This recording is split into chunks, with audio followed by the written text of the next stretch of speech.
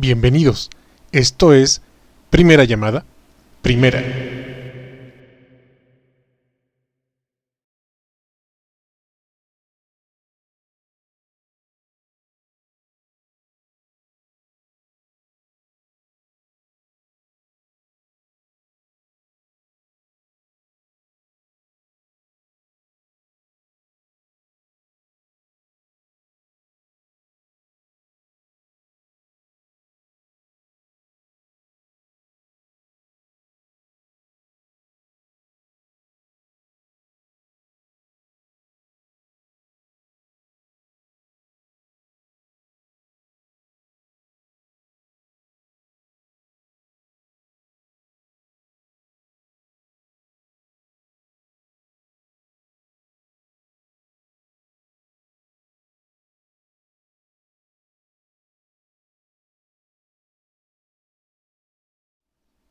Esto es Segunda Llamada, Segunda.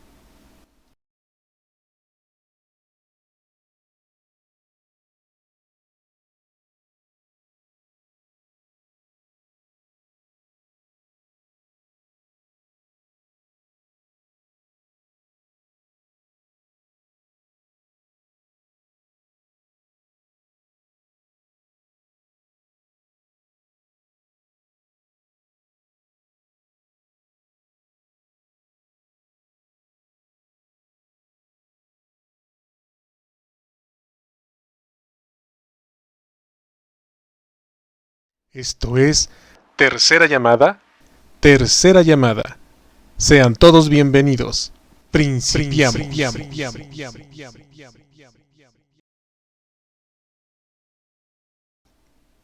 Hola, sean bienvenidos una vez más a una emisión de Miércoles de Chicharrón, aquí en ¿A poco no?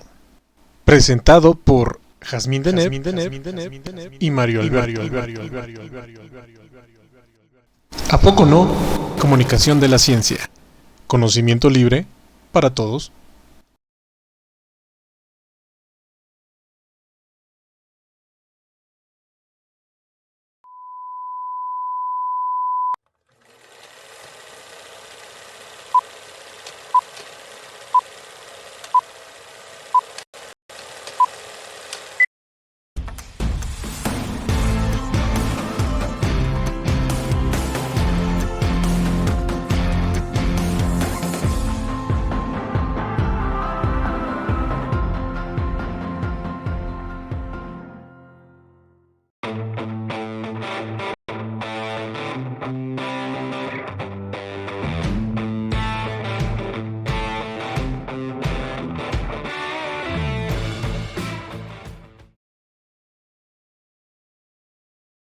¿Qué tal? ¿Qué tal? Tengan todos ustedes muy buena noche. El día de hoy pues es miércoles, antes del jueves y después del martes, ¿por qué no? Y es miércoles de chicharrón. El día de hoy, miércoles de chicharrón, vamos a tener la plática de moluscos fósiles y cómo la información del pasado puede predecir el futuro. Nos lo va a platicar la doctora Catalina Gómez Espinosa y, y mi nombre, pues mi nombre es Mario Alberto. Soy cofundador de esto que se llama ¿A poco no? ¿A poco no? Con Jazmín Deneb hicimos esta empresa en comunicación de la ciencia y pues aquí andamos, ¿no? Haciendo esto que llamamos miércoles de chicharrón. Y pues sí, como dice el muchachito este y con toda la razón, pues hoy día y con aplausos y redoble, pues es miércoles de chicharrón, ¿no? Ahí lo estoy diciendo el mismísimo. Tenemos que hacer los anuncios de siempre, así que pues me gané un... Lo sé. Sin embargo, contamos ya con esto que es WhatsApp de empresa, es el 55 82 74 74 85. Tomen el número por favor, guárdenlo y vamos a estar haciendo ahí varias interacciones con ustedes para que tengamos tanto promociones, para decirles cuál va a ser el próximo chicharrón, etcétera, etcétera, etcétera. Si me estás oyendo, Hans, no seas mala, chécate la página por favor porque no me está funcionando. La página esta es www.pocono.mx para todos aquellos y efectivamente está caída. Qué caray. Bueno, ni modo. Para Para todos aquellos que no me creen que está caída, pues la presentamos, ¿no? Facebook, no seas malo, no tienes nada que ver Facebook, pero entonces, Internet, no seas malo. Bueno, ni modo. Cabe mencionar, después de haber puesto esto de que tenemos ya Ay, el guaguaguaya, ¿no? De que tenemos el WhatsApp empresarial, hemos estado saliendo a vender literal nuestra alma al diablo con esto de la impresión 3D y queremos agradecer mucho a todos ustedes porque realmente la respuesta ha sido pues increíble, ¿no? Es la palabra que debo de usar para estos momentos, es realmente increíble. Muchísimas gracias. Eh, Vamos a estar después, vamos a ir a la Roma Sur en abril 15 al 17 y también para finales de abril vamos a estar en Tlalpan, en la alcaldía Tlalpan, exactamente ahí donde está la delegación, enfrentito, hay un jardín y vamos a estar del 28 de abril al 13 de mayo, me parece. Entonces, ahí va a estar bastantes días, vamos a andar en una feria artesanal. Sí, siempre andamos en las ferias de estos de artesanos, pero pues es que dicen que soy artesano, así, o somos, así que yo creo que sí, ¿no? A ver, cerrando esto otra vez, ¿no jala? Pues no, no jala. Bueno, imaginemos que el día de hoy tenemos la presentación. Ya no voy a hacer más panchos porque lo único que quería hacer era goles. Anunciarles, como nosotros nos somos no autosustentables, sustentables, pero pues nos patrocinamos solitos, por eso es que andamos haciendo todo este pancho, ¿no?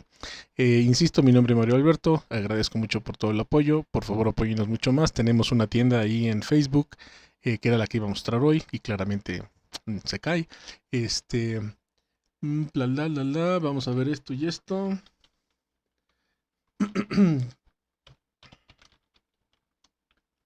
Listo. Bien, entonces tenemos, mostramos la página y ahí está. Perfecto. Muchísimas gracias por esperarnos. Dentro de la página estamos teniendo los domingos de memes, los lunes de por si ocupan, los sábados de frases célebres o frases que se han dicho, y los miércoles, como el día de hoy, pues los miércoles de chicharrón, que ahí andamos echando el cotorreo. También tenemos esto, que es una tiendita. Por favor, para que no entren comerciales ni goles, nada más de volada lo anunciamos, ¿no? Camisetas, libretas, tenemos todos los productos que están ahí en Facebook, los podemos entregar dentro de la Ciudad de México sin costo alguno. Totalmente en vivo. Vámonos, porque si no se enojan conmigo de que me tomo media hora. Entonces, cámara principal, listo. Y nos vemos a ratito. Cuídense, chaito. Hola, ¿qué tal? Muy buenas noches, pues bienvenidos aquí a este miércoles de chicharrón. No me enojo, es solo que siempre quiero escuchar al ponente y siento que se nos acaba el tiempo. Bueno, pues sí, hoy es miércoles de chicharrón y está con nosotros la doctora Catalina Gómez Espinosa. Catalina, ¿cómo estás? Buenas noches. Hola, buenas noches, un gusto saludarlos. Muchísimas gracias y bienvenida aquí a este espacio. Hoy vamos a estar contigo que nos vas a hablar de moluscos fósiles y cómo la información del pasado puede predecir el futuro. Los invitamos a todos a que dejen sus comentarios en los diferentes chats, también sus preguntas y se las vamos a hacer a Catalina cuando termine su exposición. Estamos hoy transmitiendo por Ciencias TV en sus varias modalidades, por la MAT Comunicación y también estamos por ¿A poco no? Por supuesto. Bueno, pues voy a empezar platicando sobre quién es Catalina Gómez. Ella es bióloga por la Facultad de Ciencias de la UNAM. Luego estudió la maestría y el doctorado en el posgrado de Ciencias Biológicas por el Instituto de Geología de la UNAM. Ha realizado 3 investigaciones postdoctorales, una de ellas en el Instituto Argentino de Oceanografía, obviamente en Argentina. Desde el 2015 es profesora e investigadora en la Escuela Superior de Ciencias de la Tierra en la Universidad Autónoma de Guerrero. Ella ha participado en diferentes congresos nacionales e internacionales, ha escrito tanto artículos de investigación como artículos de divulgación, capítulos de libros y libros que tienen que ver con la docencia. Ella tiene un perfil PRODEP y es candidata al Sistema Nacional de Investigadores, también conocido como SNI. En el aspecto, y ahí están mandando saludos, justo ya vamos con ustedes, chicos. ¿Le gusta el café, la cerveza oscura, las series de misterio y tiene 6 perros adoptados? Uno de ellos ya nos acaba de saludar. Saludos de vuelta. Catalina, muchísimas gracias por estar aquí. Ya no quito más tiempo. Vamos a un videito en lo que Catalina nos comparte pantalla y regresamos ya para empezar.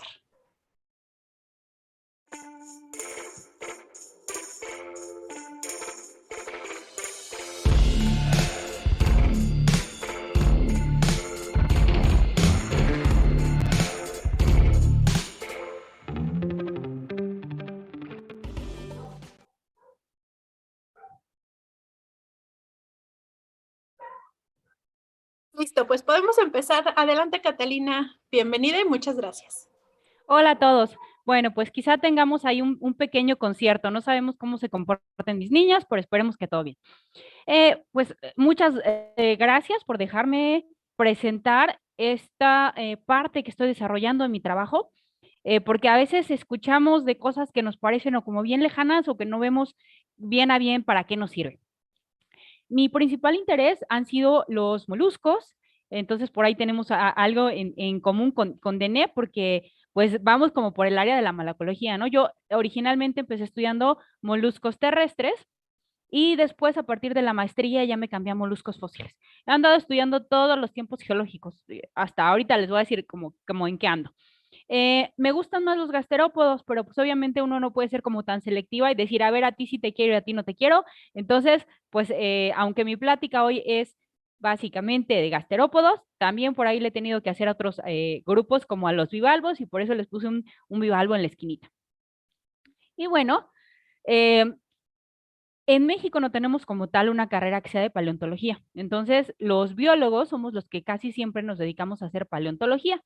En otros países son los geólogos, pero bueno, aquí los geólogos se vamos por la parte económica y pues si tenemos petróleo y tenemos minas y tenemos un montón de recursos energéticos, pues ahí se van.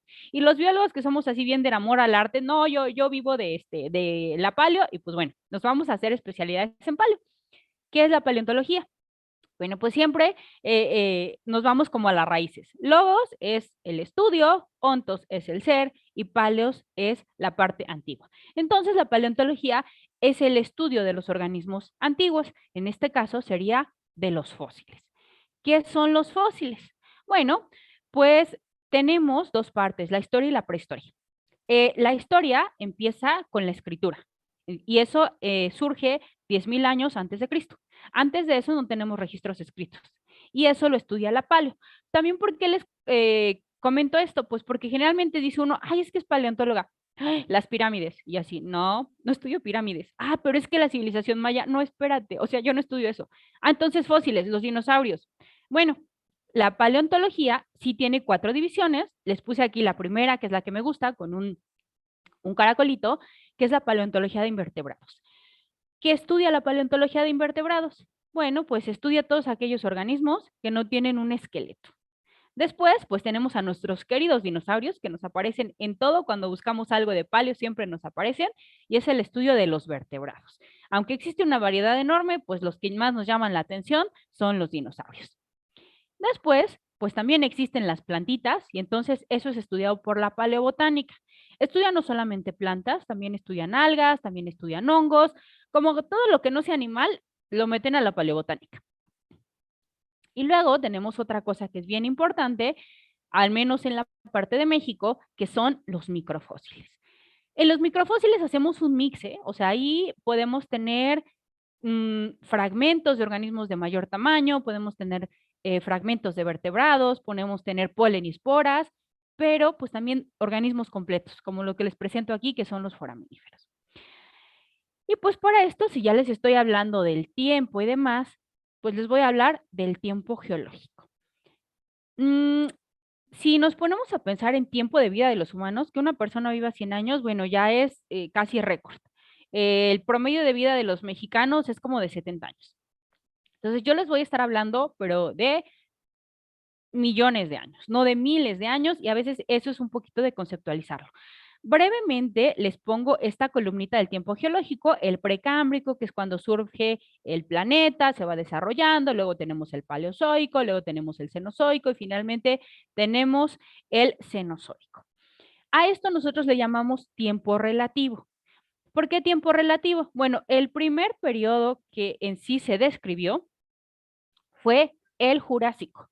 Lo hizo un geólogo cuando estaba estudiando la red de agua en Inglaterra, fue por 1850, mediados de 1800, y él encontró estos pequeños organismos foraminíferos y entonces empezó a ordenar el tiempo, por decirlo de cierta forma. Le dio el nombre de Jura porque viene de los montes Juras y por eso es relativo, porque a partir de ahí se empezó a acomodar y ya se empezó a decir, ah, bueno, en relación a este es más joven o es más antiguo y pues por eso es relativo. Ahora afortunadamente ya tenemos el uso de isótopos y ya tenemos el tiempo absoluto y esas son pues con dataciones. Pero pues bueno, en primer lugar los fósiles nos sirvieron para eso. Vamos a hablar de dos principios y aquí les voy a presentar a dos personajes que a lo mejor ya los han escuchado, depende del área que se dediquen, pero tenemos a James Hutton y a Charles Lyell. De cierta manera, nosotros al estudiar a los fósiles nos tenemos que poner a pensar cómo eran en el pasado. Y para eso, pues, se dieron cuenta que los mismos fenómenos geológicos y biológicos que ocurrían en el pasado están ocurriendo en la actualidad. Y entonces eso es el uniformismo junto con el actualismo. ¿Qué podemos hacer? Bueno, si ahorita se está depositando esto en el mar con estos organismos, pues lo mismo ocurría en el pasado. Y entonces, si este organismo tenía patitas, pues caminaba. Eso sería como el actualismo. Y para eso, pues vamos a la segunda parte. Yo les dije paleontología y pues ahora vamos a la otra, paleobiología. ¿Qué es paleobiología? Bueno, cambia una partecita pequeñita y otra vez tenemos logos, estudio, pero ahora no tenemos el ontos. O sea, no vamos a describir por se a los organismos, sino que lo que vamos a hacer es a tratar de reconstruir la vida antigua. Y de ahí viene esta parte de paleobiología. Entonces, aquí ya las ramas, pues son un montón, se ha diversificado mucho. Tenemos, por ejemplo, la paleoecología, que ahí les puse un pequeño diorama de un dinosaurio y cómo tenía que haber estado viviendo.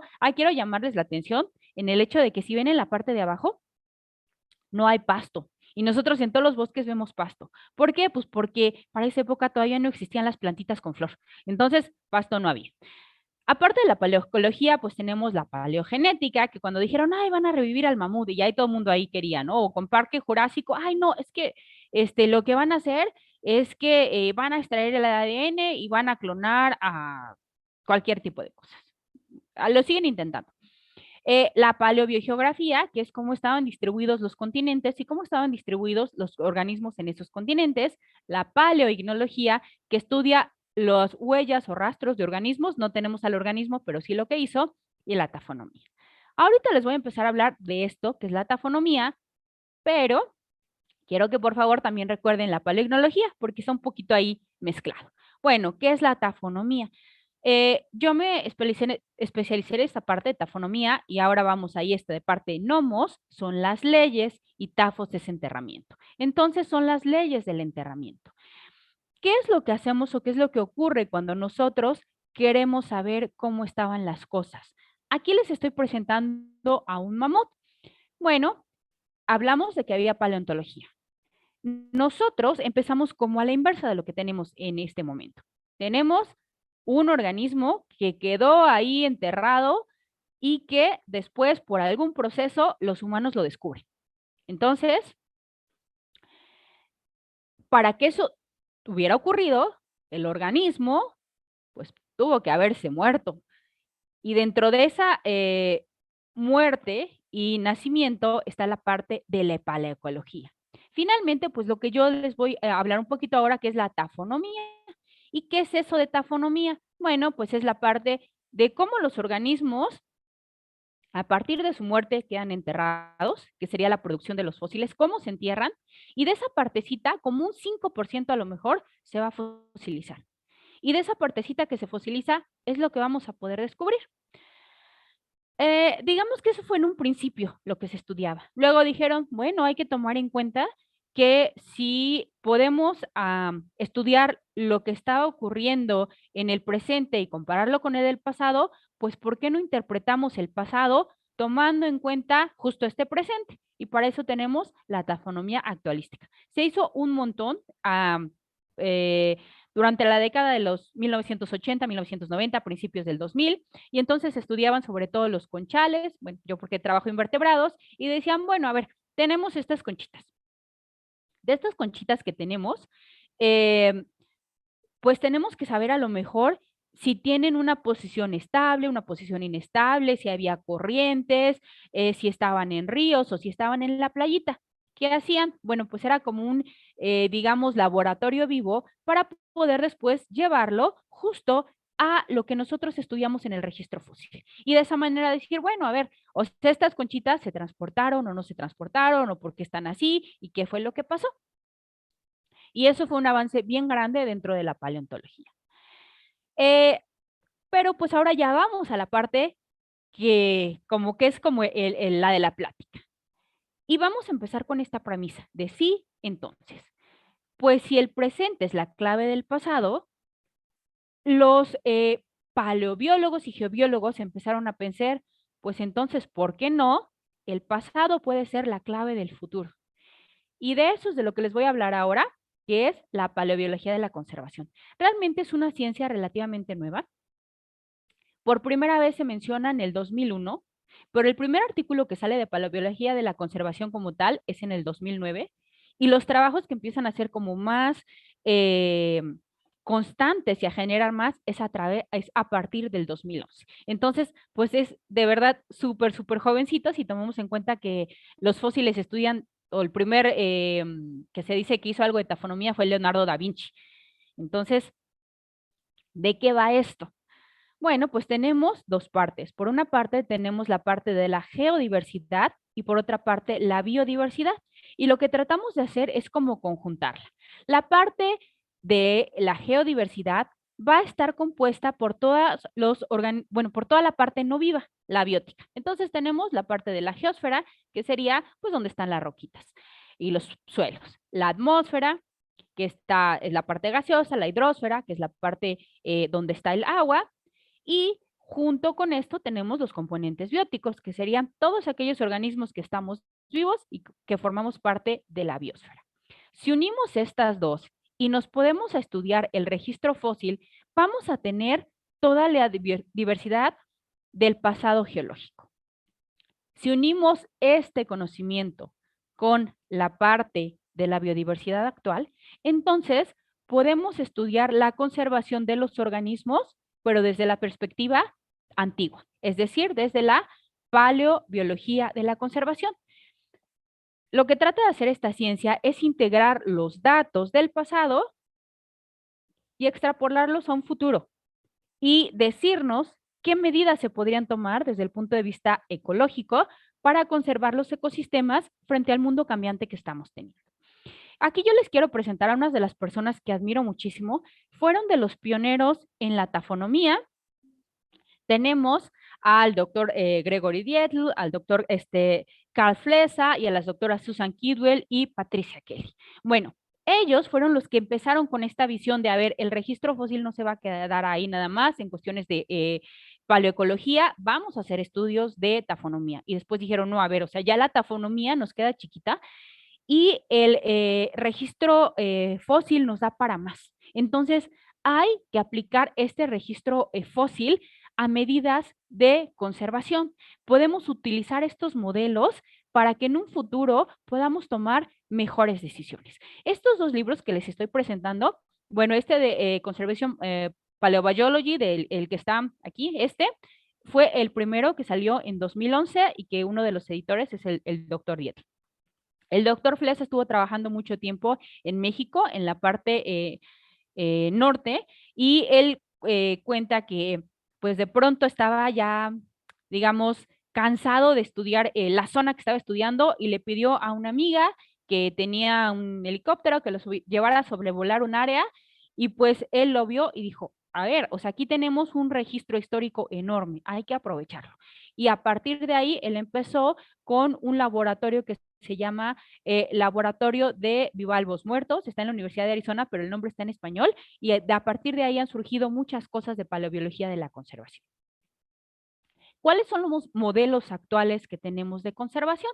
Bueno, pues tenemos, por una parte, los datos biológicos, que son en una escala relativamente breve. Ahorita les voy a comentar por qué la consideramos chiquita. Esos datos se modelan con las proyecciones que se tienen a futuro y entonces se hacen modelos de conservación. ¿Qué es lo que se pretende hacer con la paleobiología de la conservación? Bueno, pues que en un futuro las decisiones que se tomen para conservación incluyan la parte del registro geohistórico, que nos da un tiempo mucho mayor al que tenemos en la actualidad. Y bueno, tenemos entonces una paleobiología de la conservación que nos las van a dar los fósiles. Es decir, va a ser de organismos de hace más de 10.000 años, de 10.000 años hasta que existe el primer registro de vida antigua, que sería por el Precámbrico. Después tenemos una arqueología de la conservación, que eso es todos los datos a partir de que existe la escritura, con las culturas antiguas, hasta la parte que ya se considera como una historia ambiental. Nuestra historia ambiental realmente tiene menos de 500 años. Entonces, si esta historia de menos de 500 años les metemos los datos arqueológicos, los que estudian eso, o los que hacemos la paleo, los datos fósiles, pues vamos a tener un universo mucho más grande y vamos a tener mucho más capacidad para saber qué es lo que podría estar pasando en un futuro cercano. Y pues bueno, aquí vamos justo a una situación que nos preocupa un montón y que es que la Tierra se está calentando. Estamos teniendo un cambio climático originado principalmente por los gases de efecto invernadero.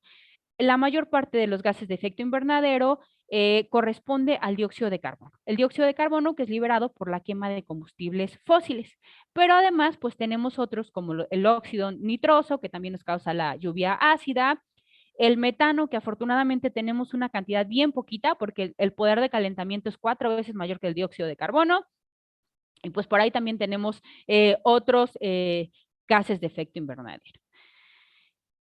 Para esto existe un panel intergubernamental de cambio climático que se reúne cada año y hace proyecciones dependiendo de cómo son la producción de los gases de efecto invernadero en los diferentes países. Y entonces tienen 4 escenarios. Dentro de esos escenarios, ellos consideran qué pasaría si nosotros dejamos de emitir tantos gases de efecto invernadero, continuamos emitiendo la misma cantidad de efecto invernadero o, si es la tendencia que estamos viendo desafortunadamente, vamos a emitir más. ¿Por qué estamos emitiendo más? Pues porque la población está creciendo de una manera impresionante. ¿Cuáles son las proyecciones que se tienen? Bueno, pues la más conservadora sería de, ay, bueno, a lo mejor no cambia mucho. Ya vimos que desafortunadamente ese no es el caso. Entonces, las proyecciones que se tienen para el 2100 es que nuestra temperatura, bueno, la temperatura del planeta va a subir entre 3 y 4 grados centígrados. Y si de por sí cuando nos suben un poquito la temperatura nosotros decimos, ay, bueno, ¿qué vamos a hacer? Y entonces ahí vamos y le prendemos al ventilador y generamos gases de efecto invernadero que a la larga nos van a calentar más. Pero bueno, ya esa es otra cosa, ¿no? Comodidades de los humanos. Y pues ahora vámonos a esta partecita del registro fósil.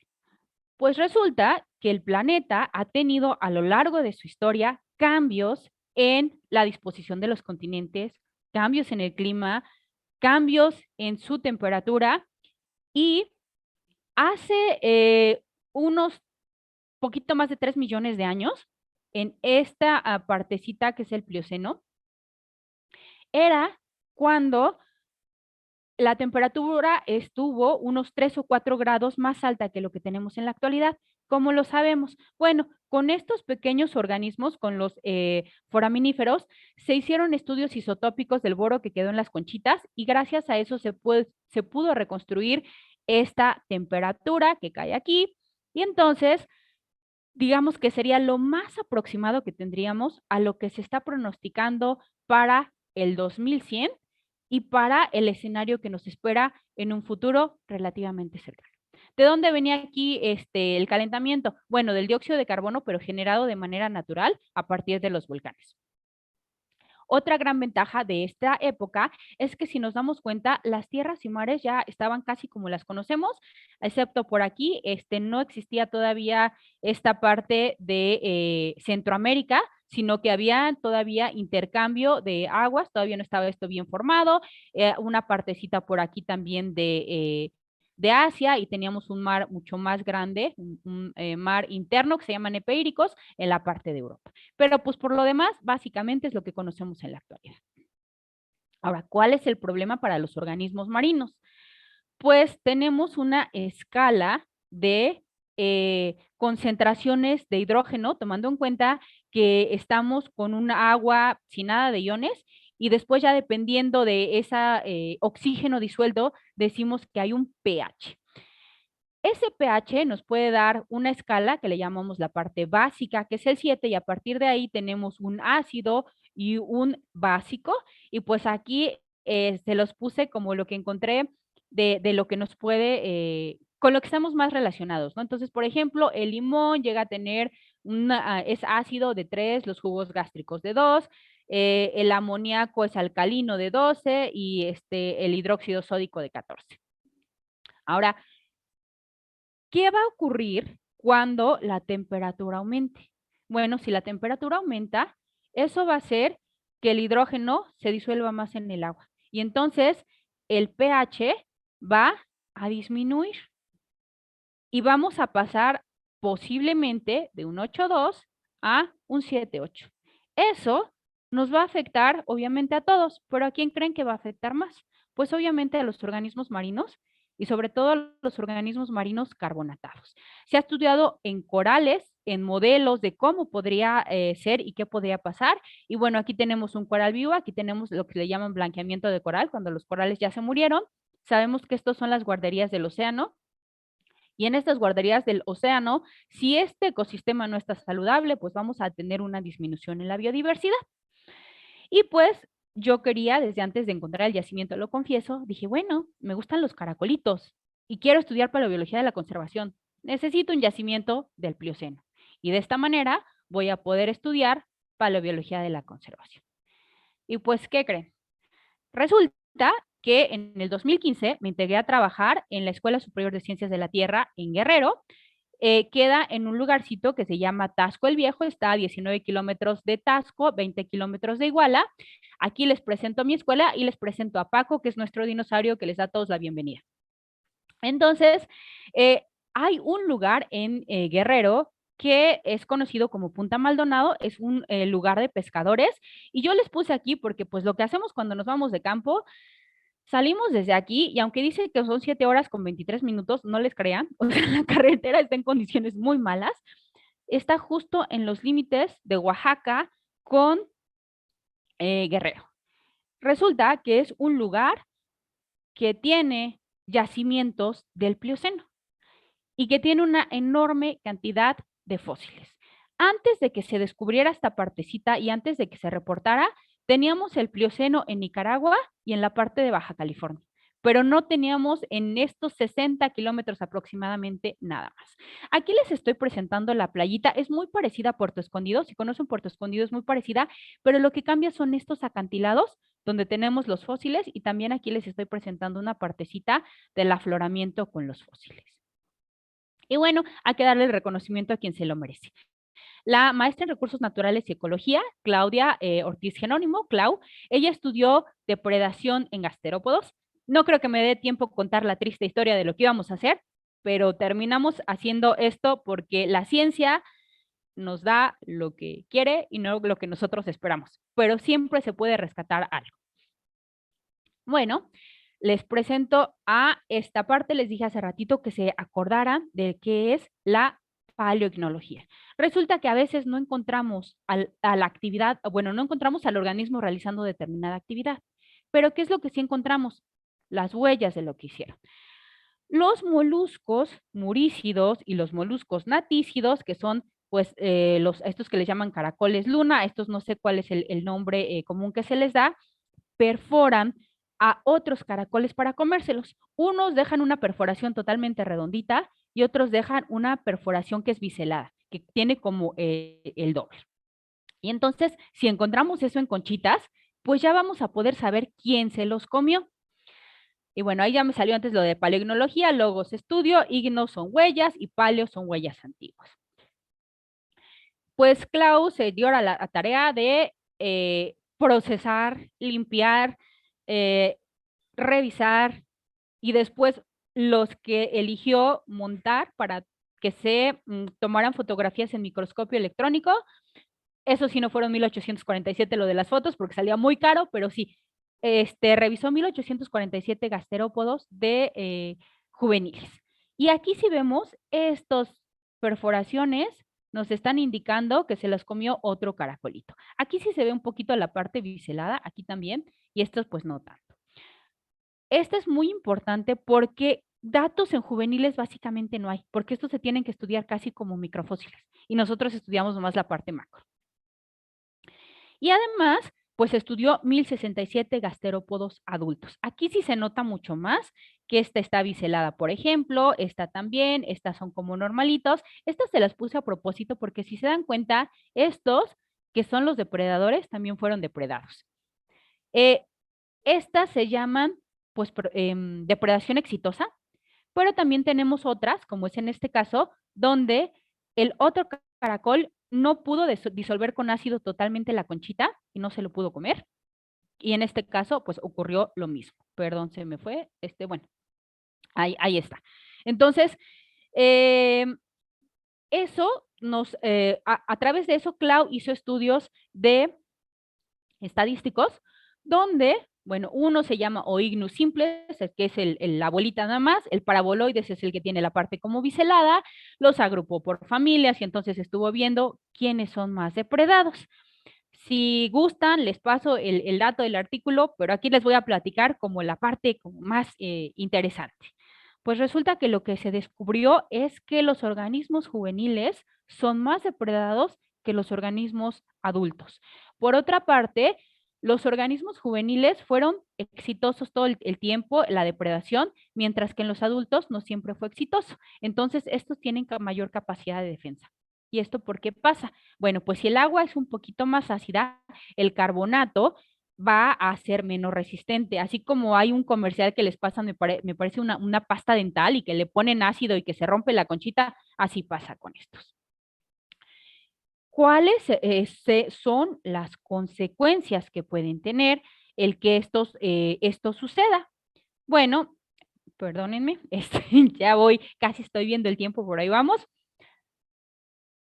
Si este organismo no llega a la etapa adulta, pues se pierde aquí una parte bien importante, que es la parte reproductiva. Si este organismo se lo comen cuando es todavía un bebé, no madura, no se reproduce, y si no se reproduce, no tenemos más caracolitos. Y nosotros podemos decir, ay, pues es que, pues sí, pobres caracoles, y pues se van a morir y ya no vamos a tener muchos caracoles y pues ya, seguimos bien cómodos en nuestra casa.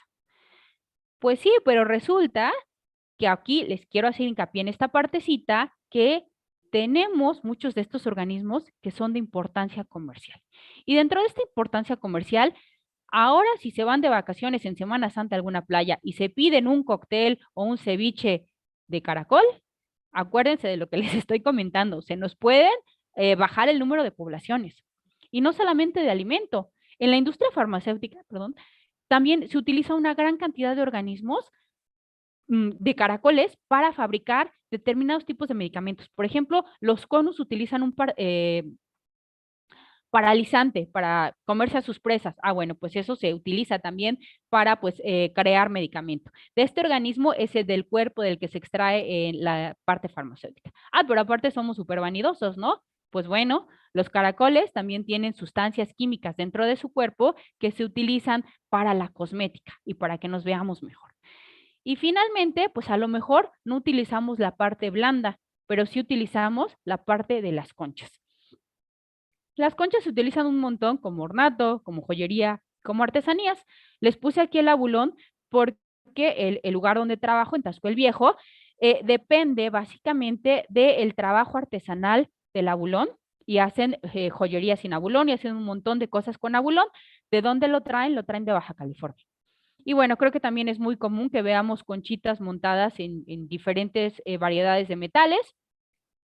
Y pues si nuestra temperatura aumenta y si nuestras conchas de caracol se hacen más delgaditas, entonces en un futuro cercano lo que esperaríamos sería que estas poblaciones disminuyeran.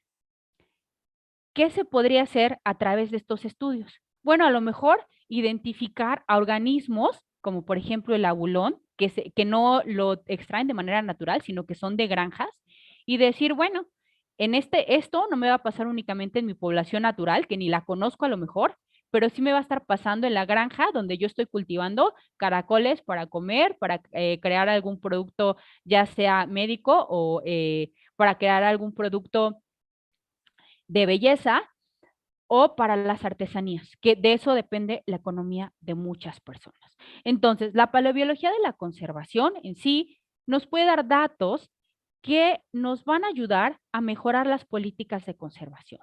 Podemos entonces ver en el registro fósil qué ocurrió en el pasado en condiciones muy similares a las que se están esperando para un futuro y cómo van a reaccionar los organismos a un entorno que ya cambió, esperando que este entorno cambie. Nos van a también a permitir identificar aquellos organismos, como en este caso los organismos carbonatados, que van a ser mucho más sensibles a cambios como la disminución del pH. Y finalmente, a los científicos que yo conozco, a los biólogos, geólogos, paleontólogos que yo conozco, nos interesa un reverendo cacahuate la política, ¿no? Y muchos bien orgullosamente decimos, somos apolíticos. Bueno, nos tenemos que inmiscuir en ellos, porque a veces los que toman las decisiones de conservación no tienen idea de lo que están haciendo. Entonces, es bien importante que aprendamos a transmitir estos datos para que la gente los conozca y además para que las personas a quienes corresponde la toma de decisiones, pues lo hagan desde un punto de vista totalmente informado. Y ya para terminar, les quiero presentar esta partecita que es de la geografía. A veces no sabemos qué es la geografía y creemos que es como únicamente aprendernos las capitales. Bueno, en este mismo lugar, en Punta Maldonado, la licenciada en geografía, Ate, hizo su trabajo de tesis y ella lo que estudió fue la morfología costera. Entonces tomó transectos, estuvo estudiando cómo era la erosión en las zonas de playa, hizo un trabajo así que muy bonito, identificó dónde se erosionaba, dónde se depositaba y todo, pero además con imágenes satelitales estuvo comparando cómo eran los bordes costeros en el 2009, 2014 y 2018. Utilizando un programa que hace modelado de costas, y entonces aquí vamos otra vez al modelado, pues podemos ver cómo de la línea base ha ido en la línea de costa acercándose más a la población que les estaba diciendo, que es la población del Faro. Entonces, las personas que viven en este lugar están en peligro constante y por eso es que no han tenido un desarrollo turístico tal como lo tienen en la parte de Puerto Escondido, porque es una zona extremadamente inestable. Ahora, estamos hablando también de cuestiones a futuro. Pues resulta que si la tendencia sigue como va, bueno, aquí lo que les estoy mostrando es cómo está la zona en Punta Maldonado y cómo muchas construcciones están destruidas en la zona cercana a la playa.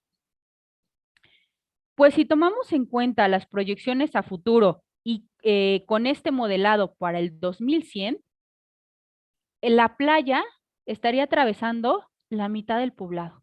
O sea, el pueblito básicamente se quedaría con las zonas altas. Y les decía que ellos viven de la pesca. También ahí van a tener una afectación muy grande. A veces cuando nos dicen que va a desaparecer Nueva York o que va a desaparecer Tabasco, pues no le ponemos mucha atención. Pero viéndolo así como en un espacio más chiquito, conociendo a la gente que habita en el lugar y viendo las pérdidas que tiene, yo creo que nos podemos hacer un poquito más conscientes. Entonces, pues por mi parte es todo. Muchas gracias y espero que haya sido de su agrado y que les haya aportado un poquito al conocimiento. Muchísimas gracias. Vamos a un video y regresamos con las preguntas.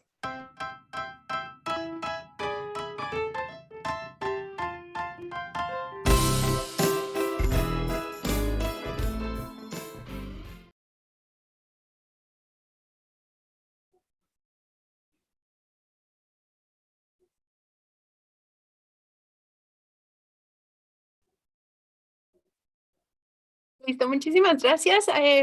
Para los que se integraron un poquito más tarde, les recuerdo que estamos, o les digo que estamos en la presencia de la doctora Catalina Gómez, quien nos acaba de presentar moluscos fósiles y cómo la información del pasado puede predecir el futuro. Vamos a ir a las preguntas, saludos comerciales. Por favor, déjenlas en el chat y en un momento las retomamos. La verdad es que estuvo bastante interesante la charla. Hay mensajes en los chats. Recuerden que estamos transmitiendo por Ciencias TV, por La Mat Comunicación y también por ¿A Poco No? Ya tienes algunos saludos desde Toluca. Un segundito. Hola. Y ya tenemos una pregunta.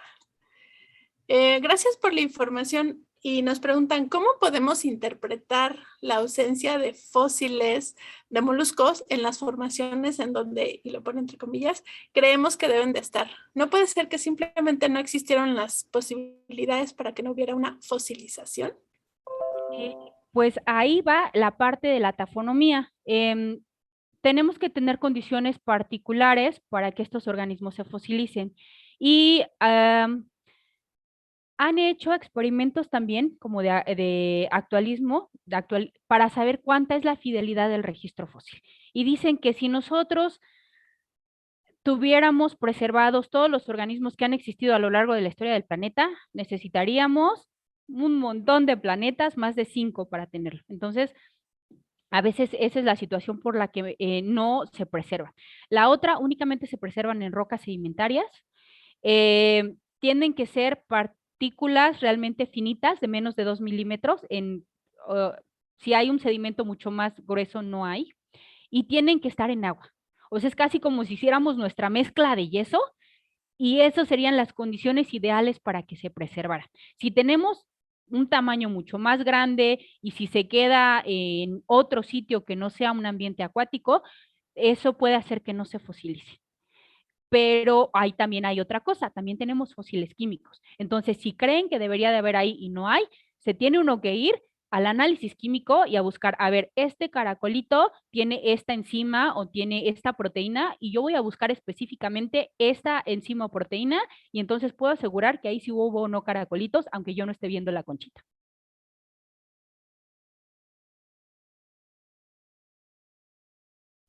Muchísimas gracias que me cachaste aquí escribiendo.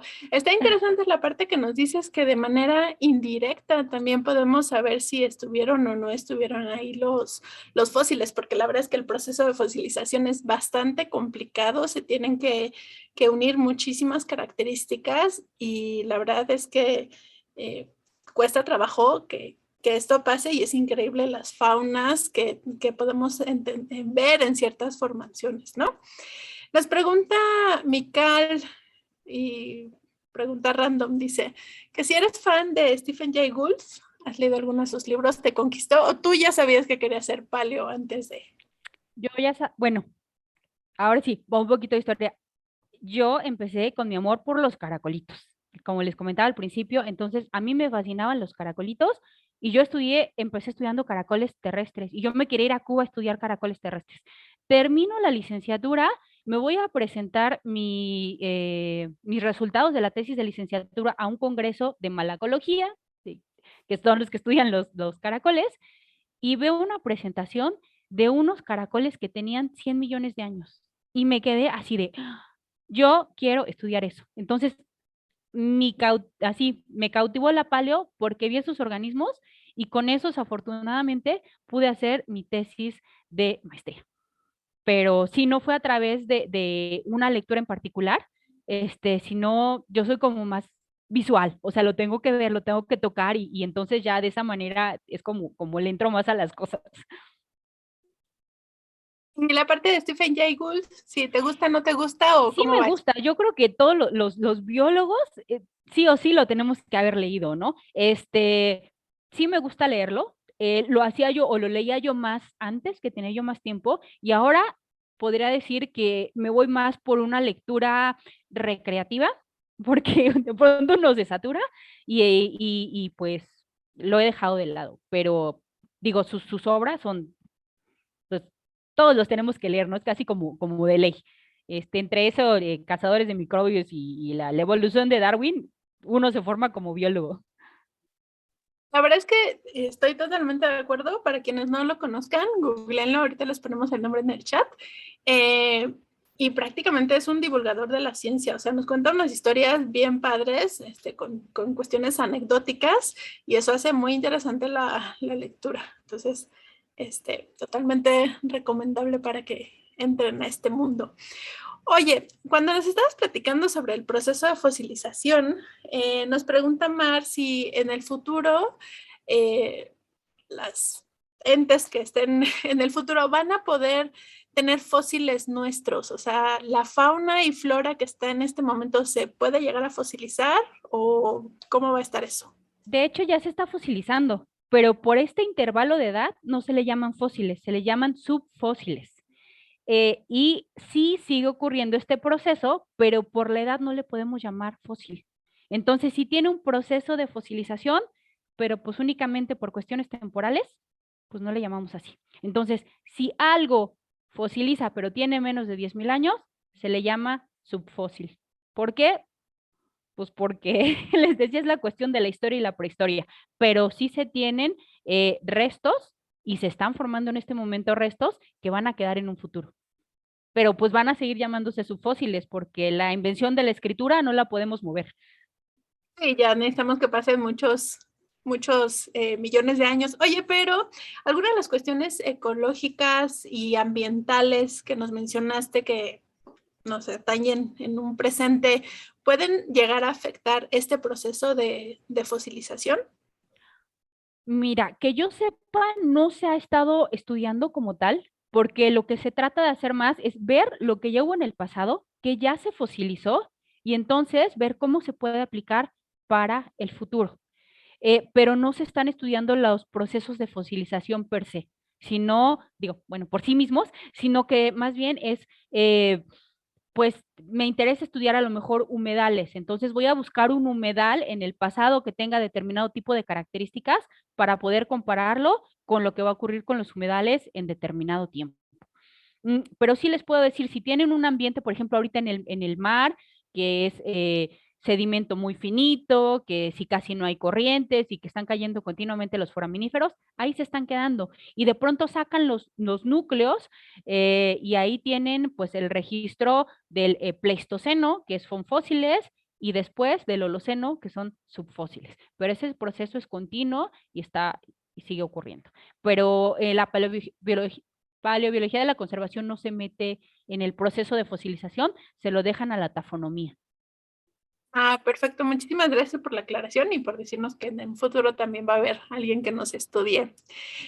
Oye, nos comentan nuestros amigos de Maracología que en el resumen que presentamos, que fue el que nos mandaste, mencionabas sobre el programa Delfín, que si nos puedes comentar un poquito sobre ello. Ay, sí, claro. Bueno, hay algunas universidades que están dentro de un verano de la investigación y que es el programa Delfín. Y yo soy parte de los tutores que si no tienen nada que hacer en su verano y si su universidad o su preparatoria, porque también me han tocado estudiantes de preparatoria, están dentro de este programa Delfín, pues les dan determinada cantidad económica, depende de la universidad en la que estén para que puedan venir a hacer un verano de investigación. Si quieren venir, son bienvenidos, siempre los recibimos aquí de la mejor manera que podemos. Y cada año he tenido a chicos de verano de investigación y pues sí, de nivel medio superior y nivel superior. Está súper bien. Les recuerdo que en la parte de arriba de la foto de, o sea, por allá, en la parte de arriba de la foto de la doctora Catalina está apareciendo su correo. Entonces, si alguien está interesado en aprovechar su verano, ahora que ya podemos ir a cosas presenciales, pueden contactarla directamente, decir que estuvieron escuchando su charla y que les interesa pues saber más sobre el programa, y esperemos que la universidad o la institución en la que estén pues cuente con estas posibilidades para que la visiten. Voy a dar una Bueno, pues vuelta a ahora ver sí, si... bienvenidos. Muchísimas gracias. Bueno, creo que se nos están acabando las preguntas. Quedan un par de minutitos y no sé si hay algún, ya para ir cerrando, algún último comentario que nos quieras hacer, ya sea sobre la conservación, los fósiles, tu trabajo o el mix de todo. Pues yo creo que nos debemos de hacer un poquito más conscientes sobre lo que tenemos y la forma en cómo lo utilizamos. Nos hemos acostumbrado a tener una vida extremadamente cómoda, lo cual es muy bueno, pero no es lo mismo la población que existía hace 200 años a la cantidad de población que existe en la actualidad. Entonces, como les comentaba, cada vez que sentimos calor, pues prendemos nuestro aire acondicionado, y cada vez que necesitamos algo, estamos haciendo uso de algún tipo de energético que a final de cuentas va a estar generando posiblemente gases de efecto invernadero, posiblemente algún proceso de eutrofización en los lagos, y que va a afectar algo que nosotros no vemos. Cada vez que nosotros afectamos a cualquier organismo vivo, como estamos en una red trófica, pues va a afectar algo más. Y debido a eso, pues han existido las grandes extinciones a lo largo del tiempo geológico. Entonces, hay que tratar de ser un poquito menos egoístas, hay que tratar de ser un poquito menos consumistas, y sobre todo, pues si piensan dejar descendencia en el futuro, hay que dejarles un mundo un poquito mejor.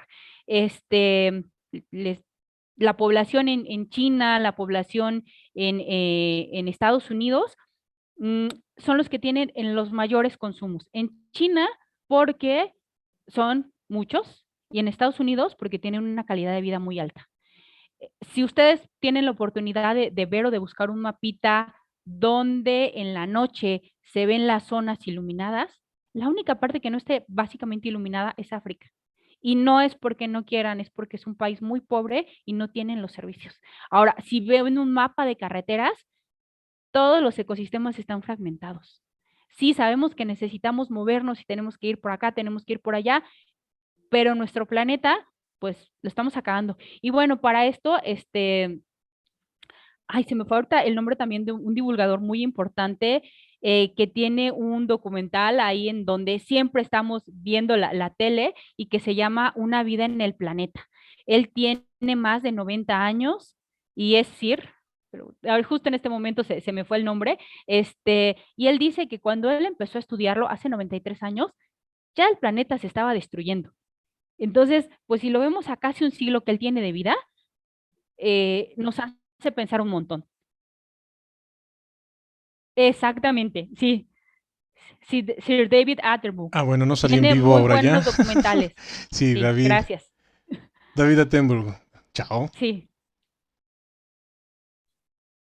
Perfecto, muchísimas gracias aquí a la voz celestial que nos acompaña, y gracias por esta última nueva recomendación.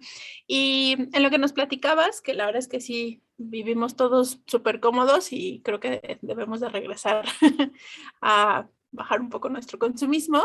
Nos están preguntando, cuando mencionaste lo de las extinciones, ¿cómo les ha ido a los moluscos en estas extinciones, ¿no? Porque, por ejemplo, en la extinción que afectó a los dinosaurios, pues nos imaginamos pues las cuestiones terrestres, ¿no? Pero no nos cuentan de lo que pasó en el mar. Entonces, si nos puedes hablar sobre algo de las extinciones y cómo afectó a los moluscos. Mira, en particular en esta del Cretácico había unos moluscos bien raros, y que yo creo que si viven en la Ciudad de México los pueden ver ahí en las lajas del metro, que se llamaban rudistas. Ellos eran los que tenían el papel que en la actualidad tienen los corales. Entonces eran casi como los formadores de arrecife, no eran coloniales, pero parece como, unos parecían así como si fueran cuernos, llegaban a medir más de 2 metros, ese es Titanosarcolites, Y había otros más pequeñitos que de la forma en como yo me los imagino es como un conito de helado con una tapita arriba. Entonces sí eran un poquito raros. Pero ellos tenían unas construcciones enormes y esas eran las guarderías de la época del Cretácico.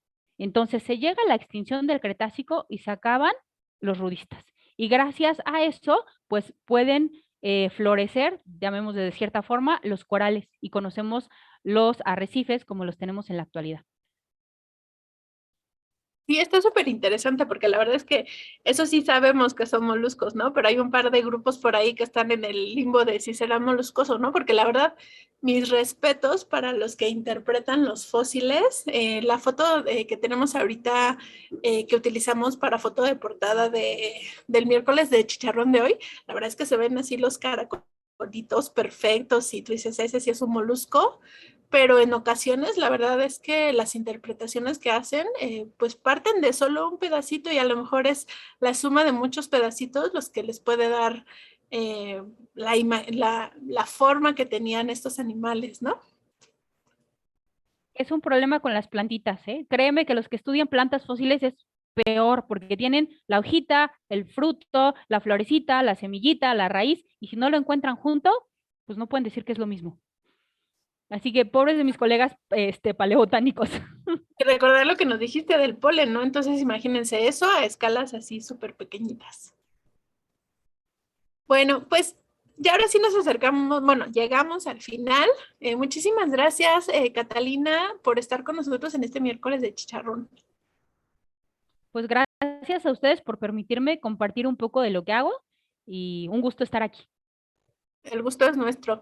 Bueno, pues a todos los que nos acompañaron, muchísimas gracias por estar aquí. Los esperamos la siguiente semana en otro miércoles de chicharrón y nos vemos muy pronto. Sigan nuestras redes sociales y compren porque nos mantenemos solitos. Que estén muy bien. Buenas noches. Buenas noches.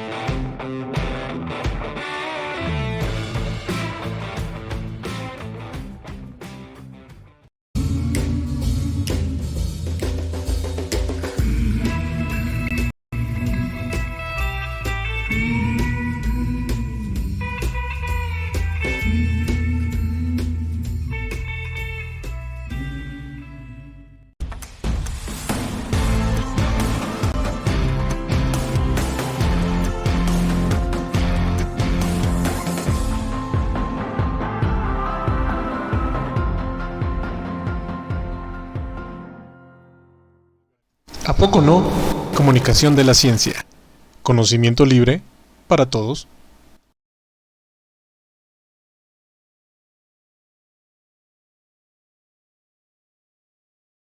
Hola, mi nombre es Jasmine Denier. Soy bióloga, estudié en la Facultad de Ciencias de la UNAM y actualmente me dedico a estudiar moluscos. O dicho de otra forma, soy malacóloga y conquilióloga.